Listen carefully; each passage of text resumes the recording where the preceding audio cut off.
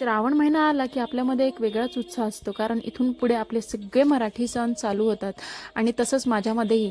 आणि मला ना खूप असं देवाचं करायला आवडतं आणि देवाकडे बघितलं की खूप छान वाटतं, एक म्हणजे असं प्रसन्न वाटतं. त्यानंतर श्रीशाला झोपवलं आणि मी निघाले सगळं सामान गोळा करायसाठी, म्हणजे की दुर्वा झालं, आघाडा, परत झालं तर आणखी काय काय लागणार होतं ते सगळं मला आणायचं होतं. मला काहीच माहीत नव्हतं, कारण लग्नाला 3 वर्ष जरी झाले असले तरी माझी इकडली ही पहिलीच पंचमी होती.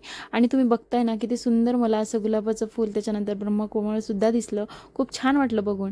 ते सगळं गोळा केलं आणि घरी आले. आणि तेवढ्यातच ते म्हणले, मला खूप जोराची भूक लागली, तुझ्या इकडला कच्चा चिवडा कर. म्हटलं चला.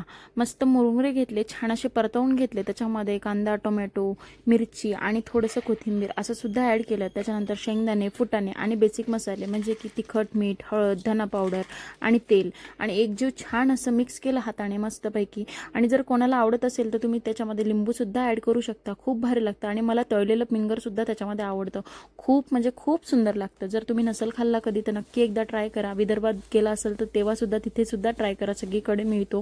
खूप छान लागतं. आणि त्यानंतर जे मी फुलं वगैरे आणले होते ते सगळे वेगवेगळे केले, आणि ज्या कळ्या होत्या त्या छान अशा पाण्यात टाकून ठेवून दिल्या. आणि त्याच्यानंतर दुर्वा पण तोडून घेतला, कारण म्हटलं उद्या सकाळी खूप घाई होऊन जाईन आपल्याला आणि व्हायचं नाही काहीच, म्हणून जेवढे कामं होईल तेवढे आताच करायचे होते.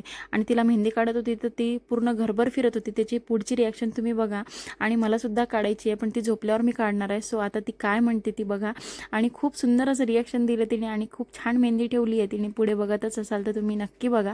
आणि ज्यांनी कोणी सबस्क्राईब नसेल केलं त्यांनी नक्की एकदा सबस्क्राईब करा. Thank you for watching. बाय.